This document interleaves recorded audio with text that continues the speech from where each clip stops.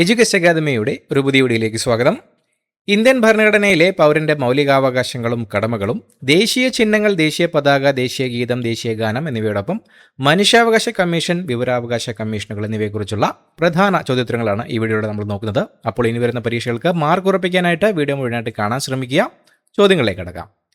Indian ഭരണഘടനയിൽ മൗലികാവകാശങ്ങൾ ഉൾക്കൊള്ളിച്ചിരിക്കുന്ന ഭാഗമേത്? ഭാഗം 3. ഇന്ത്യൻ ഭരണഘടനയിൽ മൗലികാവകാശങ്ങൾ ഉൾക്കൊള്ളിച്ചിരിക്കുന്നത് ഭാഗം 3-ലാണ്. ഭരണഘടനയിലെ 12 മുതൽ 35 വരെയുള്ള വകുപ്പുകൾ മൗലികാവകാശങ്ങളെക്കുറിച്ച് പ്രതിപാദിക്കുന്നു. തുടക്കത്തിൽ 7 മൗലികാവകാശങ്ങൾ ഉണ്ടായിരുന്നുവെങ്കിലും 1978-ലെ 44-ാം ഭരണഘടനാ ഭേദഗതിയിലൂടെ സ്വത്തവകാശം പട്ടികയിൽ നിന്നും ഒഴിവാക്കി ഒരു നിയമപരമായ അവകാശമാക്കി മാറ്റി. നിലവിലുള്ള മൗലികാവകാശങ്ങൾ സമത്വത്തിനുള്ള, സ്വാതന്ത്ര്യത്തിനുള്ള, ചൂഷണത്തിനെതിരെയുള്ള, മതസ്വാതന്ത്ര്യത്തിനുള്ള, സാംസ്കാരികവും വിദ്യാഭ്യാസപരവുമായ, ഭരണഘടനാപരമായ പ്രതിവിധികൾക്കുള്ള 6 അവകാശങ്ങളാണ്. മൗലികാവകാശങ്ങൾ ഇന്ത്യൻ ഭരണഘടനയിൽ ഉൾപ്പെടുത്താൻ പ്രചോദനമായത് ഏത് രാജ്യത്തിൻ്റെ ഭരണഘടനയാണ്? USA.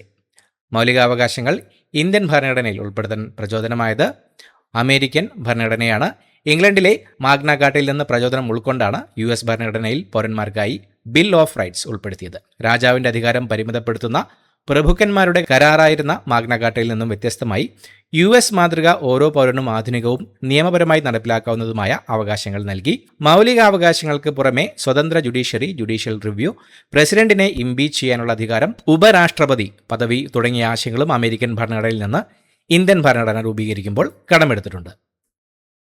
ഇന്ത്യൻ ഭരണഘടനയുടെ മാഗ്ന കാർട്ട എന്നറിയപ്പെടുന്നത് എന്താണ്? മൗലികാവകാശങ്ങൾ. മൗലികാവകാശങ്ങളാണ് ഇന്ത്യൻ ഭരണഘടനയുടെ മാഗ്ന കാർട്ട എന്നറിയപ്പെടുന്നത്. 1215 ഇംഗ്ലണ്ടിലെ ജോൺ രാജാവ് ഒപ്പുവെച്ച ചരിത്ര പ്രസിദ്ധമായ മാഗ്ന കാർട്ടയാണ് പൗരന്മാരുടെ അവകാശങ്ങൾക്കായുള്ള ആദ്യത്തെ ലിഖിത രേഖ. ഇതിൻ്റെ മാതൃക പിന്തുടർന്നാണ് പൗരന്മാർക്ക് പ്രധാന അവകാശങ്ങൾ നൽകുന്ന ഇന്ത്യൻ ഭരണഘടനയുടെ 3-ാം ഭാഗത്തെ മാഗ്ന കാർട്ട എന്ന് വിശേഷിപ്പിക്കുന്നത്. വ്യക്തികളുടെ സമഗ്ര വളർച്ചയ്ക്കും അന്തസ്സിനും തുല്യനീതി ഉറപ്പാക്കുന്നതിനും മൗലികാവകാശങ്ങൾ അത്യന്താപേക്ഷിതമാണെന്ന് ഈ ഭാഗം വ്യക്തമാക്കുന്നു. ഭരണഘടനാ പ്രതിസന്ധി ഘട്ടങ്ങളിൽ ദേശീയ അടിയന്തരാവസ്ഥയിൽ പോലും റദ്ദാക്കാൻ കഴിയാത്ത മൗലികാവകാശങ്ങൾ ഏവ? ആർട്ടിക്കിൾ 20-ഉം 21-ഉം. ദേശീയ അടിയന്തരാവസ്ഥയിൽ പോലും റദ്ദാക്കാൻ കഴിയാത്ത മൗലികാവകാശങ്ങളാണ് ആർട്ടിക്കിൾ 20-ഉം 21-ഉം. 1978-ലെ 44-ാം ഭേദഗതി പ്രകാരം ആർട്ടിക്കിൾ 359 അനുസരിച്ച് അടിയന്തരാവസ്ഥയിൽ പോലും ആർട്ടിക്കിൾ 20, 21 എന്നിവ ഒരു കാരണവശാലും റദ്ദാക്കാൻ പാടില്ല. മുൻകാല പ്രാബല്യ നിയമങ്ങൾക്കെതിരെയുള്ള സംരക്ഷണം, ഇരട്ട ശിക്ഷാവിലക്ക്, സ്വയം എതിരായി സാക്ഷി പറയാതിരിക്കാൻ എന്നിവ നൽകുന്ന ആർട്ടിക്കിൾ 20-ഉം നിയമപരമല്ലാതെ ജീവനോ വ്യക്തി സ്വാതന്ത്ര്യമോ ഹനിക്കുന്നത് തടയുന്ന ആർട്ടിക്കിൾ 21-ഉം അടിയന്തരാവസ്ഥയിലും ബാധകമാണ്. ബാഹ്യ അടിയന്തരാവസ്ഥയിൽ ആർട്ടിക്കിൾ 19 സ്വയം റദ്ദാക്കപ്പെടുകയും മറ്റ് മൗലികാവകാശങ്ങൾ രാഷ്ട്രപതിയുടെ ഉത്തരവിലൂടെ മരവിപ്പിക്കാൻ കഴിയും ചെയ്യുമെങ്കിലും ആർട്ടിക്കിൾ 20, 21 എന്നിവയെ സ്പർശിക്കാൻ ആർക്കും അധികാരമില്ല. ഇന്ത്യൻ ഭരണഘടനയിൽ മൗലിക കടമകൾ, ഫണ്ടമെന്റൽ ഡ്യൂട്ടീസ് ഉൾപ്പെടുത്തിയത് ഏത് ഭേദഗതിയിലൂടെയാണ്? 1976-ലെ 42-ാം ഭരണഘടനാ ഭേദഗതി. 1976-ലെ 42-ാം ഭരണഘടനാ ഭേദഗതിയിലൂടെയാണ് ഇന്ത്യൻ ഭരണഘടനയിൽ മൗലിക കടമകൾ, ഫണ്ടമെന്റൽ ഡ്യൂട്ടീസ് ഉൾപ്പെടുത്തിയത്. ഭരണഘടനയിലെ ഭാഗം 4A-യിൽ ആർട്ടിക്കിൾ 51A പ്രകാരം മുൻ സോവിയറ്റ് യൂണിയനിൽ നിന്ന് സ്വീകരിച്ച മൗലിക കടമകൾ ഉൾപ്പെടുത്തിയിരിക്കുന്നു. തുടക്കത്തിൽ 10 എണ്ണം ഉണ്ടായിരുന്ന ഇവയിൽ 2002-ലെ 86-ാം ഭേദഗതിയിലൂടെ 6 മുതൽ 14 വയസ്സ് വരെയുള്ള കുട്ടികളുടെ വിദ്യാഭ്യാസം ഉറപ്പാക്കേണ്ട രക്ഷിതാക്കളുടെ കടമ കൂടിച്ചേർത്തതോടെ ആകെ എണ്ണം 11ആയി. മൗലികാവകാശങ്ങളെപ്പോലെ മൗലിക കടമകൾ നിയമപരമായി കോടതിയിലൂടെ നടപ്പിലാക്കാൻ കഴിയില്ലെന്നതിനാൽ ഇവ പാലിക്കാത്തതിന് കോടതി ശിക്ഷ നൽകില്ല. മൗലിക കടമകൾ ഇന്ത്യൻ ഭരണഘടനയിൽ ഉൾപ്പെടുത്താൻ ശുപാർശ ചെയ്ത കമ്മീഷൻ ഏത്? സ്വരൺ സിംഗ് കമ്മീഷൻ. സ്വരൺ സിംഗ് കമ്മീഷനായിരുന്നു മൗലിക കടമകൾ ഇന്ത്യൻ ഭരണഘടനയിൽ ഉൾപ്പെടുത്താൻ ശുപാർശ ചെയ്ത കമ്മീഷൻ. അടിയന്തരാവസ്ഥ കാലത്ത്, അതായത് 1976-ൽ സർദാർ സ്വരൺ സിംഗിന്റെ നേതൃത്വത്തിൽ കോൺഗ്രസ് പാർട്ടിയാണ് ഈ കമ്മിറ്റിയെ നിയോഗിച്ചത്. സ്വരൺ സിംഗ് കമ്മീഷൻ 8 മൗലിക കർത്തവ്യങ്ങൾ ഉൾപ്പെടുത്താൻ ശുപാർശ ചെയ്തെങ്കിലും 42-ാം ഭേദഗതിയിലൂടെ സർക്കാർ ആത്യന്തികമായി 10 ചുമതലകൾ ഉൾപ്പെടുത്തി. കൂടാതെ നികുതി അടയ്ക്കുന്നതുൾപ്പെടെ കമ്മീഷന്റെ ചില നിർദ്ദേശങ്ങൾ സർക്കാർ അന്ന് ഒഴിവാക്കിയിരുന്നു. നിലവിൽ ഇന്ത്യൻ ഭരണഘടനയിൽ ആകെ എത്ര മൗലിക കടമകളുണ്ട്? 11 എണ്ണം. നിലവിൽ ഇന്ത്യൻ ഭരണഘടനയിൽ 11 മൗലിക കടമകളാണുള്ളത്. ആകെ 10 മൗലിക കടമകളാണ് ഉണ്ടായിരുന്നത്. 2002 86 ഭരണഘടനാ ഭേദഗതിയിലൂടെ 6നും 14നും ഇടയിൽ പ്രായമുള്ള കുട്ടികൾക്ക് വിദ്യാഭ്യാസം ഉറപ്പാക്കേണ്ടത് രക്ഷിതാക്കളുടെ കടമയാണെന്ന് ആർട്ടിക്കിൾ 51A(k) 11ാമത്തെ കടമ കൂടി ഉൾപ്പെടുത്തി. ഇന്ത്യയുടെ ദേശീയ മുദ്രയെ അംഗീകരിച്ച അശോക സ്തംഭം സ്ഥിതി ചെയ്യുന്നത് എവിടെയാണ്? സാരനാഥ്. ഇന്ത്യയുടെ ദേശീയ മുദ്രയെ അംഗീകരിച്ച അശോക സ്തംഭം സ്ഥിതി ചെയ്യുന്നത് സാരനാഥിലാണ്. ഉത്തർപ്രദേശിലെ സാരനാഥ് മ്യൂസിയത്തിലുള്ള മൗര്യ ചക്രവർത്തി അശോകന്റെ സിംഹസ്തംഭമാണ് 1950 ജനുവരി 26 മുതൽ ഇന്ത്യയുടെ ദേശീയ മുദ്രയായി നിലവിൽ വന്നത്.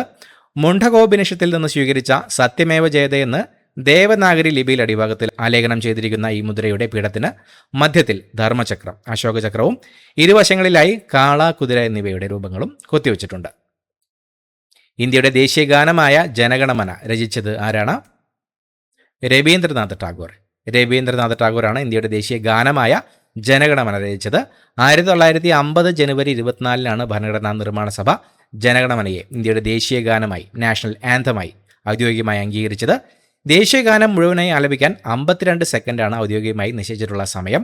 ചില പ്രത്യേക അവസരങ്ങളിൽ ചുരുക്കിയ രൂപം പാടാൻ 20 സെക്കൻഡ് സമയം അനുവദിക്കാറുണ്ട്. ടാഗോർ തന്നെ ഈ ഗാനം ബംഗാളിൽ നിന്ന് ഇംഗ്ലീഷിലേക്ക് മോർണിംഗ് സോങ് ഓഫ് ഇന്ത്യ എന്ന പേരിൽ 1919 വിവർത്തനം ചെയ്തിട്ടുണ്ട്. ദേശീയഗാനം ആദ്യമായി ആലപിച്ചത് എപ്പോഴാണ്? 1911 ഡിസംബർ 27. 1911 ഡിസംബർ 27 ദേശീയഗാനം ആദ്യമായി ആലപിച്ചത്. കൽക്കട്ടയിൽ വെച്ച് നടന്ന ഇന്ത്യൻ നാഷണൽ കോൺഗ്രസിന്റെ വാർഷിക സമ്മേളനത്തിലാണ് ഇത് ആദ്യമായി പാടിയത്. സമ്മേളനത്തിന്റെ 2ാം ദിവസമായിരുന്നു ഇത്. രവീന്ദ്രനാഥ് ടാഗോറിന്റെ സഹോദരി പുത്രിയായ സരളാദേവി ചൗധരാണിയും കുറേ വിദ്യാർത്ഥികളും ചേർന്നാണ് ഇത് ആദ്യമായി വേദിയിൽ അവതരിപ്പിച്ചത്. ഭാരത് ഭാഗ്യവിധാത എന്ന ബംഗാളി ഗാനത്തിലെ ആദ്യത്തെ ചരണമാണ് പിന്നീട് ഇന്ത്യയുടെ ദേശീയ ഗാനമായി സ്വീകരിച്ചത്. 1912 ജനുവരിയിൽ തത്വബോധിനി പത്രികയിലാണ് ഇത് ആദ്യമായി പ്രസിദ്ധീകരിച്ചത്. ഇന്ത്യയുടെ ദേശീയ ഗീതമായ വന്ദേ മാതരം രചിച്ചത് ആര്? ബങ്കിം ചന്ദ്ര ചാറ്റർജി. ബങ്കിം ചന്ദ്ര ചാറ്റർജിയാണ് ഇന്ത്യയുടെ ദേശീയ ഗീതമായ വന്ദേ മാതരം രചിച്ചത്. സംസ്കൃതവും ബംഗാളിയും ചേർന്നുള്ള ശൈലിയിലാണ് അദ്ദേഹം ഈ ഗാനം രചിച്ചത്. ബങ്കിം ചന്ദ്ര ചാറ്റർജിയുടെ പ്രശസ്തമായ ആനന്ദമഠം എന്ന ബംഗാളി നോവലിൽ ഈ ഗാനം ഉൾപ്പെടുത്തിയിട്ടുണ്ട്. 1896 ഇന്ത്യൻ നാഷണൽ കോൺഗ്രസിന്റെ കൽക്കട്ട സമ്മേളനത്തിൽ രവീന്ദ്രനാഥ് ടാഗോറാണ് ഇത് ആദ്യമായി വേദിയിൽ ആലപിച്ചത്. 1950 ജനുവരി 24 ഭരണഘടനാ നിർമ്മാണ സഭ വന്ദേ മാതരം ഇന്ത്യയുടെ ദേശീയ ഗീതം, നാഷണൽ സോങ് ആയി ഔദ്യോഗികമായി അംഗീകരിച്ചു. ദേശീയ പതാകയുടെ നീളവും വീതിയും തമ്മിലുള്ള അനുപാതം എന്താണ്? 3:2. 3:2 ദേശീയ പതാകയുടെ നീളവും വീതിയും തമ്മിലുള്ള അനുപാതം. 1947 ജൂലൈ 22 ചേർന്ന ഭരണഘടനാ നിർമ്മാണ സഭയാണ് ഇന്നത്തെ ദേശീയ പതാകയെ ഔദ്യോഗികമായി അംഗീകരിച്ചത്. ദേശീയ പതാകയുടെ മധ്യഭാഗത്തുള്ള ധർമ്മചക്രത്തിൽ ആകെ എത്ര ആരങ്ങളാണ് ഉള്ളത്? 24 ആരങ്ങൾ. ദേശീയ പതാകയുടെ മധ്യഭാഗത്തുള്ള ധർമ്മചക്രത്തിൽ 24 ആരങ്ങളാണ് ഉള്ളത്. ഈ 24 ആരങ്ങൾ ദിവസത്തിലെ 24 മണിക്കൂറിനെയും ബുദ്ധമത ആശയപ്രകാരമുള്ള ജീവിതത്തിന്റെ നിരന്തരമായ ചലനത്തെയോ പുരോഗതിയോ ആണ് സൂചിപ്പിക്കുന്നത്. അശോക ചക്രത്തിന് കടും നീല നിറമാണ് ഉള്ളത്. ഇത് ആകാശത്തിന്റെയും സമുദ്രത്തിന്റെയും അനന്തതയെ പ്രതിനിധീകരിക്കുന്നു. അശോക ചക്രത്തിന്റെ മാതൃക എടുത്തിരിക്കുന്നത് സാരനാഥിലെ അശോക സ്തംഭത്തിൽ നിന്നാണ്. ദേശീയ പതാകയുടെ രൂപകൽപ്പന നിർവഹിച്ചത് ആരാണ്? പിംഗളി വെങ്കയ്യ. പിംഗളി വെങ്കയ്യയാണ് ദേശീയ പതാകയുടെ രൂപകൽപ്പന നിർവഹിച്ചത്. ഗാന്ധിജിയുടെ ആശയങ്ങളനുസരിച്ച് ദേശീയ പതാകയുടെ ആദ്യ രൂപത്തിൽ ചർക്കയും ചുവപ്പ്, പച്ച, വെള്ള എന്നീ നിറങ്ങളുമാണ് ഉണ്ടായിരുന്നത്. പിന്നീട് ഈ പതിപ്പിൽ മാറ്റങ്ങൾ വരുത്തി ചുവപ്പ് നിറത്തിന് പകരം കുങ്കുമവും നൂൽ നിൽക്കുന്ന ചർക്കയ്ക്കു പകരം അശോക ചക്രവും ഉൾപ്പെടുത്തി. ഇന്ത്യയിൽ എല്ലാ വർഷവും ജൂലൈ 22 ദേശീയ പതാക ദിനമായി ആഘോഷിക്കുന്നു. ദേശീയ മനുഷ്യാവകാശ കമ്മീഷനിൽ NHRC നിലവിൽ വന്നത് എന്നാണ്? 1993 ഒക്ടോബർ 12. 1993 ഒക്ടോബർ 12 ദേശീയ മനുഷ്യാവകാശ കമ്മീഷൻ നിലവിൽ വന്നത്. 1993 സെപ്റ്റംബറിൽ പുറപ്പെടുവിച്ച മനുഷ്യാവകാശ സംരക്ഷണ ഓർഡിനൻസിന്റെ അടിസ്ഥാനത്തിലാണ് ഇത് രൂപീകരിച്ചത്. പിന്നീട് ഇത് 1993 മനുഷ്യാവകാശ സംരക്ഷണ നിയമപ്രകാരം ഒരു ഔദ്യോഗിക നിയമപരമായ സ്ഥാപനമായി മാറി. ദേശീയ മനുഷ്യാവകാശ കമ്മീഷന്റെ ആസ്ഥാനം എവിടെയാണ്? ന്യൂഡൽഹി. ന്യൂഡൽഹിയിലാണ് ദേശീയ മനുഷ്യാവകാശ കമ്മീഷന്റെ ആസ്ഥാനം. ങ്ങളും സന്ദർശിക്കാനും പരിശോധിക്കാനും ദേശീയ മനുഷ്യാവകാശ കമ്മീഷന് അധികാരമുണ്ട്. എന്നാൽ നിലവിൽ കോടതികളുടെ പരിഗണനയിലിരിക്കുന്ന മനുഷ്യാവകാശ ലംഘന കേസുകളിൽ ഇടപെടാനോ അന്വേഷണം നടത്താനോ കമ്മീഷന് നിയമപരമായ അവകാശമില്ല. കൂടാതെ ഐക്യരാഷ്ട്രസഭയുടെ പാരീസ് തത്വങ്ങൾ പൂർണ്ണമായി പാലിക്കുന്നതിനാൽ global alliance of national human rights ഇൻസ്റ്റിറ്റ്യൂഷനുകളുടെ A സ്റ്റാറ്റസ് അക്രഡിറ്റേഷനും ഉള്ളതാണ് NHRC. ദേശീയ മനുഷ്യാവകാശ കമ്മീഷൻ ചെയർമാനെയും അംഗങ്ങളെയും നിയമിക്കുന്നത് ആരാണ്? ഇന്ത്യയുടെ രാഷ്ട്രപതിയാണ് ദേശീയ മനുഷ്യാവകാശ കമ്മീഷൻ ചെയർമാനെയും അംഗങ്ങളെയും നിയമിക്കുന്നത്. പ്രധാനമന്ത്രി അധ്യക്ഷനായ ഒരു ഉന്നതാധികാര സമിതിയുടെ ശുപാർശയുടെ അടിസ്ഥാനത്തിലാണ് നിയമനം നടക്കുന്നത്.